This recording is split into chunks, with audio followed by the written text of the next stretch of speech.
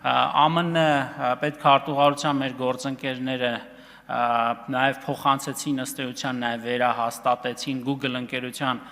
վաղ առավոտյան արած հայտարարությունը մասնավորապես արդեն Հայաստանում ամենայն հավանականությամբ ապրիլի վերջին մայիսի սկիզբ կակտիվացվի դրամայնացումը կամ ինչպես ավելի հաճախ ընդունված է ասել մոնետիզացիան,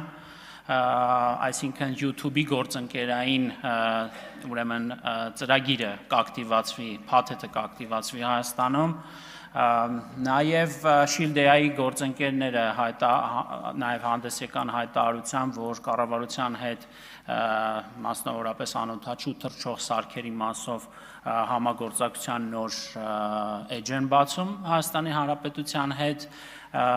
ինչպես նաև Թումո ընկերությունը նաև հայտարարեց արդեն հակառակ ուղղությամբ, որ առաջիկայում նախատեսում է նոր մասնաճյուղեր բացել Միացյալ Նահանգների տարածքում, որ արձագանքեք կշարունակեմ։